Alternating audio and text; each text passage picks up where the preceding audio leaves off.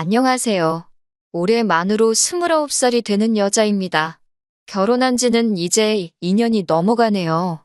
결혼 전에는 세상에서 가장 좋은 사람들인 척 행세하더니 결혼하자마자 돌변해서는 진짜 시월드가 뭔지 보여주려고 애를 쓰더라고요. 제가 매번 그냥 참고 넘어가려고 했지만 이게 참는다고 될 일도 아니더군요. 하루를 참으면 그 하루만큼 더 강하게 나오시더라고요. 마치 제가 언제 떨어져 나가는가 테스트라도 해보려는 건가 싶을 정도로 말이에요. 거기에 더불어 남편의 미온적인 태도에도 열이 받아서 얼마 전에 시댁에 가서 한번 시원하게 뒤집어버리고 돌아왔는데 매번 사연 듣기만 하다가 저도 제 이야기를 한번 이렇게 적어봅니다. 결혼하기 전에는 결혼만 해준다면 간이고 쓸개고 다 빼주시겠다는 듯이 말씀을 하셨어요. 저보고 우리 아들 살려줘서 고맙다는 식으로 이야기를 하셨고요.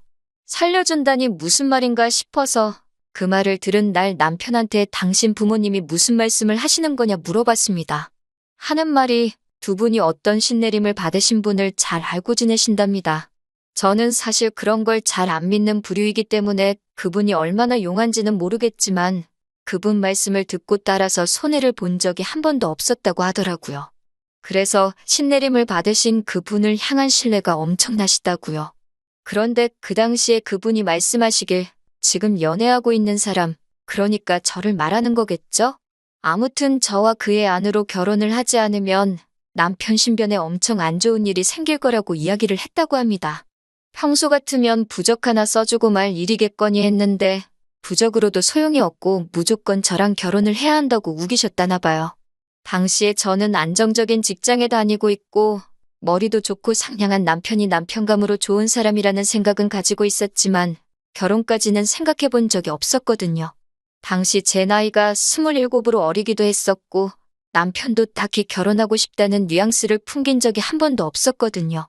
그런데 신내림을 받으신 그분의 말 한마디 덕분에 시부모님의 주도로 우리의 연애가 언젠가부터 결혼을 전제로 한 연애가 되어버린 거였어요.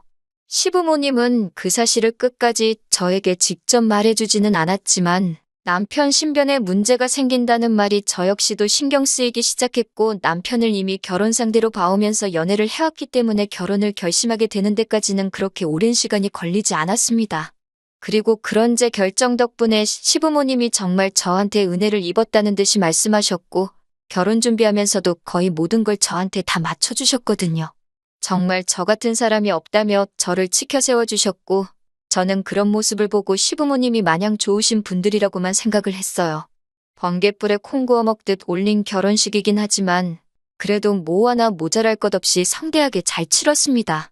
그리고 이제 앞으로 행복할 일만 남았다고 생각을 했어요. 그런데 이게 웬걸 결혼식을 올리자마자 이제 아들 신변에 생길 문제를 해결했다고 생각하신 건지 시부모님은 같은 사람이 맞나 싶을 정도로 돌변하셨어요. 신혼여행을 다녀오고 나서 처음 맞는 주말이 되어서 신혼집에서 한참 먼 시댁에 먼저 방문하게 되었습니다.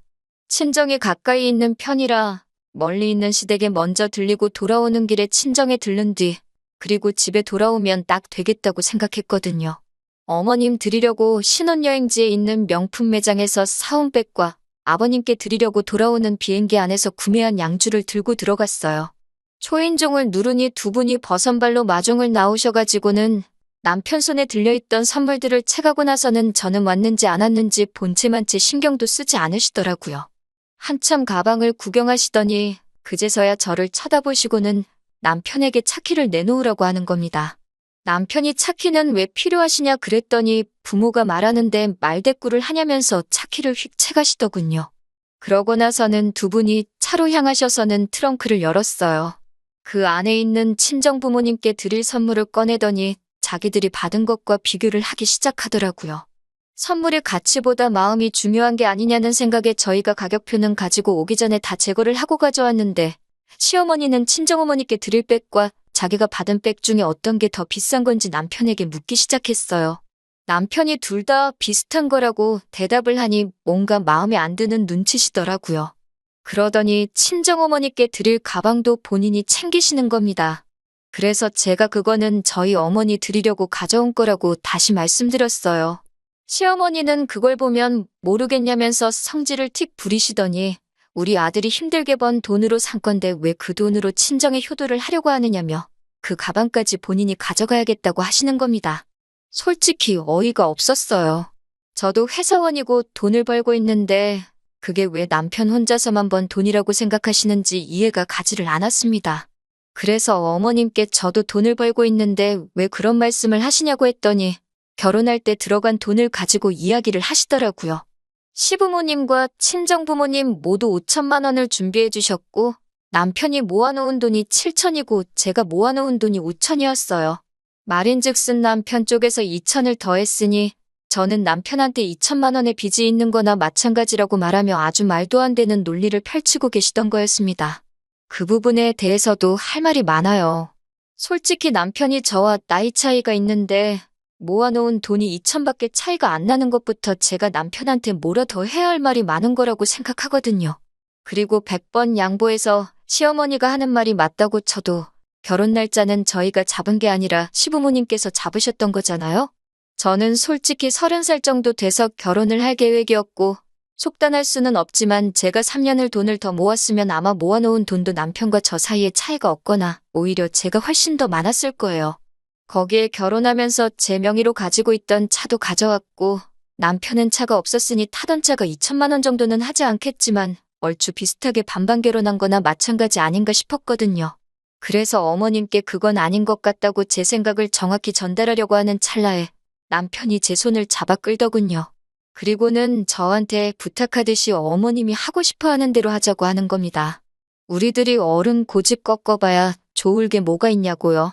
그렇다고 친정어머니에 드리려고 골라놓은 선물을 빼앗길 생각은 없다고 말하니 남편이 그거는 자기가 자기 돈으로 더 좋은 걸로 사드릴 테니 계속해서 이번만큼은 넘어가달라고 간곡하게 부탁을 하더라고요.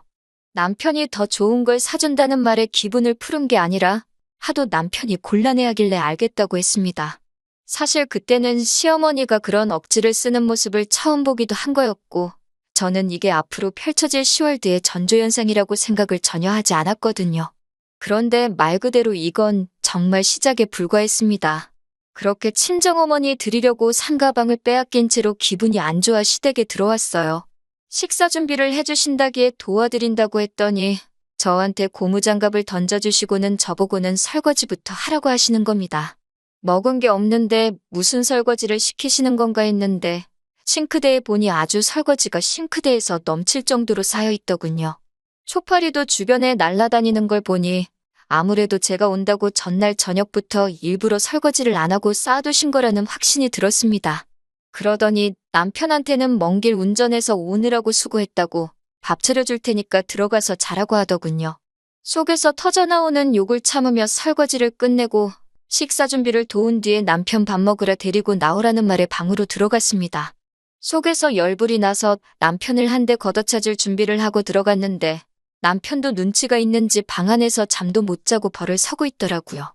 제가 고생하는데 자기가 자고 있으면 제가 더 서운하지 않겠냐고 하면서요. 방법이 틀린 건 아닌데 그런 배려를 할 정도면 설거지를 시키는 어머님을 말려주던가 아니면 자기가 나서서 하겠다고 하던가 하는 더 좋은 방법이 있었을 텐데 굳이 아무도 못 보는 방 안에서 벌을 서고 있는 게 이해가 되질 않았습니다. 다음부터는 이러지 말고 어머님께 설거지를 시키지 말라고 말을 하거나 오빠가 직접 하거나 하는 게 좋겠다고 설명까지 해주는데 남편이 어떻게 어머니한테 나를 세우냐면서 시댁에 왔을 때는 그냥 어머님 기분을 맞춰주라는 거예요. 1년에 마주쳐봐야 몇 번을 마주치겠냐고 하면서 말이죠. 매번 그런 식이었습니다. 결혼 전에 보여주셨던 저에게 간이며 쓸개며 다 빼주시겠다던 모습은 온데간데 없고 매일같이 10월드의 정석을 보여주셨어요. 1년에 몇 번 보지 않는다는 말이 무색하게 이틀 3일에 한 번꼴로 안부 전화를 요구하시더군요. 부모가 자식 걱정하는 마음은 당연하고 소식 듣고 싶어하는 마음 또한 잘못되었다고 생각하지 않습니다. 그런데 기어코 그 안부 전화를 남편이 아니라 저에게 받아야겠다고 하시는 거예요. 전화하는 게 뭐가 어렵냐면서 어머님 기분 맞춰주자는 남편이 참 속도 없어 보였습니다. 이 부분은 남편을 쪼아대면서 한 달에 한두 번, 그것도 남편이 있을 때 제가 전화해서 인사만 드리고 남편이 전화기를 이어받아서 연락드리는 걸로 겨우 바꾸기는 했네요. 시댁과의 거리가 상당한데도 시어머니는 부모 얼굴도 안 보고 살 작정이냐면서 명절이나 어버이날, 생신을 제외하더라도 한 달에 한 번은 꼭 시댁에 내려오라고 하시더군요. 친정이 신혼집에서 지근거리이기는 하지만 그렇다고 친정에 자주 들락날락 하고 있지도 않거든요. 친정어머니께서 저희 먹으라고 반찬 같은 거를 자주 해주시기는 하는데 그마저도 저희가 회사 다니느라 바쁜데 뭐하러 친정까지 찾아오냐면서 퀵으로 보내주시거나 친정 부모님께서 지나가는 길에 내려주고 가시거나 하는 정도예요. 남편이 그렇다고 말씀을 드려도 시어머니가 그걸 내 눈으로 본 적도 없는데 어떻게 믿겠냐면서 무조건 한 달에 한 번씩은 찾아오라고 하시는 겁니다. 한 달에 한 번이면 명절 생신 어버이날까지 다 합치면 1년에 20번도 더 넘게 찾아뵈야 하는 건데 말이에요. 그래서 남편한테 확실하게 말했어요. 명절이나 생신같이 며느리 된 도리, 자식 된 도리로 당연히 챙겨야 하는 날이라면 불만 없이 찾아가겠다. 하지만 한 달에 한 번 찾아뵈는 건 너무 많다고 생각하고 기어코 시댁에 가야겠다면 나는 그날은 친정에 가 있을 테니 남편 보고 갈 테면 혼자 가라고 했습니다. 솔직히 남편이 시댁에 안 갈 거라고 대답할 줄 알았는데 알겠다고 하더니 앞으로 시댁에는 자기가 혼자서 찾아뵙겠다고 하는 거예요. 내 말의 속뜻을 그렇게도 몰라주나 싶어 속이 상했지만 뭐 남편이 혼자서 가겠다는데 그걸 제가 말릴 이유도 없다는 생각이 들어 그렇게 하라고 했습니다. 시어머니는 당연히 제가 찾아오지 않는 것에 대해서 불만이 많아 보이셨지만 남편이 중간에서 어머님한테 무슨 말을 듣더라도 저한테는 전해주지 않는 건지 저에게는 별다른 말이 들려온 적은 없었네요. 아무튼 그렇게 해가 바뀌고 처음 맞는 명절이 되었습니다. 신혼여행에서 돌아왔을 때와 똑같이 멀리 있는 시댁에 먼저 들러서 하루를 보내고 다음날 아침이나 점심쯤에 친정으로 출발하는 계획으로 시댁으로 향했습니다. 그때와 별반 다를 것 없이 어머님은 버선발로 남편을 반기시더니 남편 손에 들려있는 짐들만 받아다가 얼른 들어가시더군요. 집 안에 들어가자마자 기다렸다는 듯이 저를 보면서 남편에게 먼 길 운전해서 오느라고 얼마나 피곤했냐고 고생 참 많이 했다면서 남편에게 얼른 들어가서 좀 쉬라고 방으로 데리고 가시더군요. 주방 쪽으로 고개를 쓱 돌려보니 또 멀리서 며느리 온다고 설거지거리를 싱크대가 넘치도록 준비해 주셨더라고요. 아니나 다를까 어머님이 저한테 오시더니 시어머니께서 당신이 식사 준비를 할 테니 저보고는 설거지를 하라고 하면서 고무장갑을 들이미셨어요. 그래서 저도 말대꾸 한마디 했습니다. 저도 먼 길 왔는데 왜 설거지를 저만 해야 하냐고요. 시어머니가 어이가 없다는 듯 저를 한번 쳐다보시더니 우리 아들 덕분에 편하게 왔으면 밥값은 해야지 않겠냐고 하시더라고요. 그래서 당당하게 한마디 했습니다. 운전은 제가 해서 왔다고요. 사실 진짜 그러실 줄은 몰랐지만 혹시나 어머님이 신혼여행 때처럼 남편은 쉬게 하고 저한테는 일거리를 찾아서 시키지 않으실까 하는 생각에 애초에 처음부터 운전을 제가 하고 왔거든요. 어머님 레파토리가 운전하느라 고생했으니 아들은 들어가시고 편하게 온 며느리는 일을 해야 한다는 거였으니 그걸 미리 간파해서 제가 운전을 하고 온 거였어요. 남편한테도 어머님이 하신 말씀 들었지 않냐고 고생은 내가 했으니 편하게 온 오빠가 밥값을 하면 되겠다고 말하고 고무장갑을 손에 쥐어주고 저는 방으로 들어갔습니다. 어머님도 본인이 하신 말이 있으니 그 상황에서 설거지를 제가 하라고 하지도 못하고 아들인 남편한테도 하지 말라고 하지도 못하고 계셨어요. 남편은 고무장갑을 제게 받고서는 군말 없이 설거지를 시작했고요. 애초에 남편 뜨뜻한 곳에서 한숨 재우실 생각이셨는지 이불도 푹신한 게 깔려있고 보일러도 빵빵하게 틀어놓으셨더라고요. 뜨끈한 방바닥에 두 다리 쭉 뻗고 몸을 뉘었더니 정말 3시간 거리 운전해서 온 피로가 싹 달아나더라고요. 방문 밖에서 어머님이 약이 많이 올라있는 소리를 들으니 그 편안함이 배가 되더라고요. 솔직히 당장에 속은 후련했는데 또 한편으로는 약이 오른 시어머니 뒷감당을 어떻게 해야 하나 하는 생각이 들기도 했지만 저도 당장 시원한 사이다를 원샷한 시원함을 만끽한다고 더는 생각하지 않기로 했어요. 한참 뜨끈한 아랫목에서 등을 지지고 있으니 남편이 방문을 열고 들어오더니 밥 먹으러 나오라고 저를 부르더라고요. 남편 셔츠가 조금 젖어 있는 걸 보니 설거지가 얼마나 많았는지 대충 가늠이 왔습니다. 방에서 나와 식탁에 앉으니 표정만 봐도 시어머니가 저를 벼르고 있다는 느낌이 딱 들었어요. 갈비탕을 끓여주셨는데 정말 제 그릇에는 건더기가 뭐가 많기는 한데 전부 다 갈빗대밖에 없더라고요. 뼈만 들어있는 그릇을 보고 어이없어하고 있는데 남편 그릇을 보니 제 그릇에 담겨있는 갈빗대에 붙어있던 고기가 어디로 갔는지 안 봐도 알겠더라고요. 시어머니가 먹는 거 가지고 일부러 그러신다는 게 딱 티가 나서 저도 그릇이 바뀐 것 같네 하면서 남편 앞에 놓인 그릇과 제 그릇을 바꿔버렸습니다. 그러니까 시어머니가 그릇을 왜 바꾸냐고 네 거 떠준 거 맞다고 하시면서 제 손목을 탁 치더라고요. 그래서 대놓고 제 갈비탕은 고기가 한 점도 없고 뼈밖에 없어서 그런다고 남편이 평소에도 국에 들어간 고기는 육즙이 빠져서 맛이 없다고 잘 안 먹기에 가져간다고 했습니다. 아니나 다를까 제 말이 끝나자마자 시어머니의 무한 잔소리가 시작되었습니다. 우리 아들 밥을 어떻게 챙겨주기에 얘가 피골이 상접을 했는가 했는데 이유를 알겠다고 하시더군요. 제가 시댁에 한 달에 한 번 오는 것도 싫다고 하는 이유를 알겠다고 하십니다. 남의 집 귀한 아들 뺏어가 놓고선 며느리 도리는커녕 마누라라면 당연히 남편을 위해 희생해야 되는데 지 입속만 챙기고 남편 거를 탐을 내고 그렇게 다 뺏어가 버리니 남편이 길을 펴지도 못하고 삐쩍 꼬라가지고 있는다고 괜히 그것 때문에 이 시어미한테 잔소리 들을까봐 겁나서 못 오는 거 아니냐고 하시더라고요. 그리고는 옛날이었으면 그런 며느리는 동네 사람들이 돌아가면서 몽둥이로 한 대씩 두들겨 팼다고 하시더라고요. 그래서 가만히 듣고 있다가 한마디 해드렸어요. 귀한 아들 뺏어갈 생각 없었다고 그렇게 귀한 사람인 줄 몰랐는데 정 그러시면 다시 돌려드리겠다고요. 저도 이렇게까지 할 생각 없었는데 결혼할 당시에는 오히려 그 애가 넘어가면 안 된다니 어쩌니 하면서 결혼만 해주면 정말 평생에 걸쳐 갚을 신세를 지는 거라고 말씀하셔놓고서는 이제 와서 돌변하니 어이가 없었어요. 다 잡은 고기한테 먹이를 안 준다는데 저는 아예 다 잡은 고기 취급도 못 받고 있는 거 아닌가 하는 생각이 들었어요. 그래서 저도 이런 식의 관계를 오래 끌고 싶은 생각 없고 제가 참는다고 나아질 것도 아닌 것 같아서 그냥 한번 내질러 봤습니다. 만약에 실제로 돌려달란다고 하시면 돌려드릴 생각이었어요.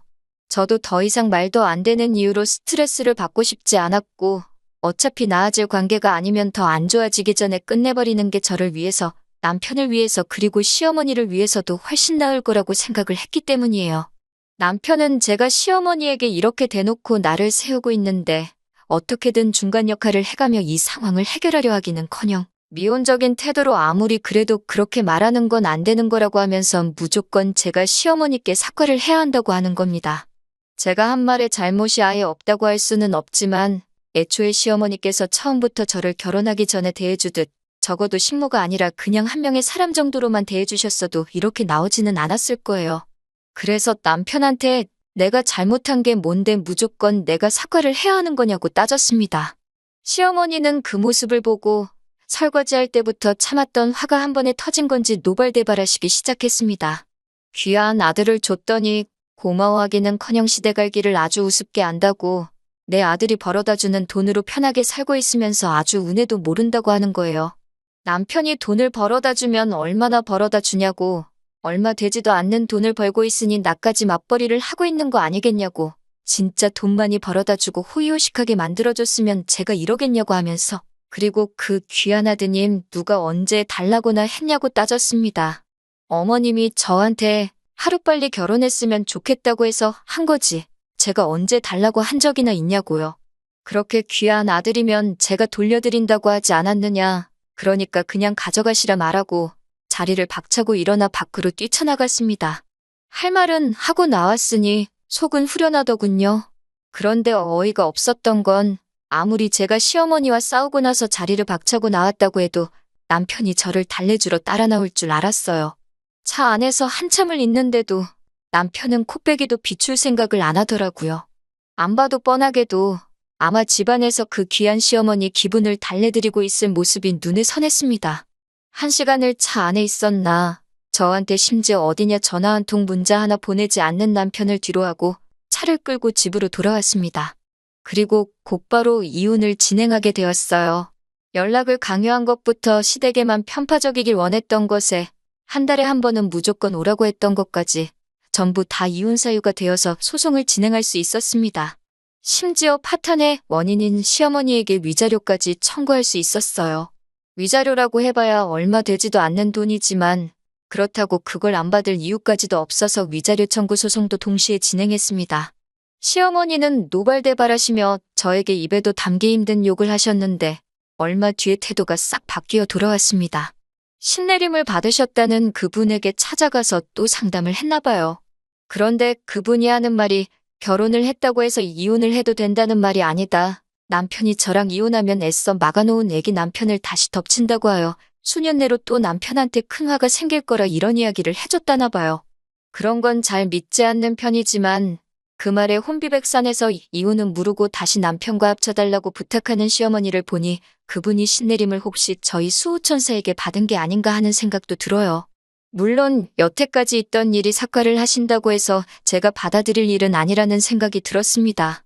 단지 시어머니가 저를 며느리감으로 원했던 건 그냥 남편에게 생길 화를 막아준다는 이유 하나뿐이었던 것 같고 다시 용서해준다고 한들 시어머니가 저를 대하는 태도는 변하지 않고 평생 귀한 아들 뺏어가 놓고 성에 차지 않게 하는 며느리 정도로 저를 받아들이실 테니까요.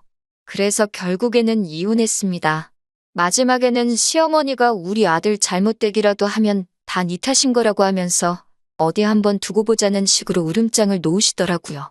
정말 무슨 일이 생길지 안 생길지는 모르지만 그 마지막 모습을 보니 이혼을 결심하기를 참 잘했다는 생각이 들었습니다. 이혼녀라는 오명이 생기긴 했지만 요즘 뭐 그런 게 흠도 안 된다고 하고 막말로 저와 남편 사이에 아이가 있었던 것도 아닌데 저는 얼마든지 새 출발할 수 있을 거라고 믿습니다. 하지만 남편은 시어머니가 계실 때까진 아마 새 출발하기는 힘들 거라고 생각해요. 이혼 과정 중에서도 시어머니 꼭두각시 노릇만 하던 남편이니 평생 저를 놓친 걸 후회하면서 평생 시어머니 눈치나 보면서 그렇게 혼자 외롭게 지냈으면 합니다. 아마 제가 그렇게 바라지 않아도 시어머니가 남편을 그렇게 만들어줄 테지만요. 긴 이야기 들어주셔서 감사합니다. 오늘의 사연은 여기까지입니다. 구독과 좋아요, 알람 설정해주시면 앞으로 더 좋은 사연으로 찾아오겠습니다. 감사합니다.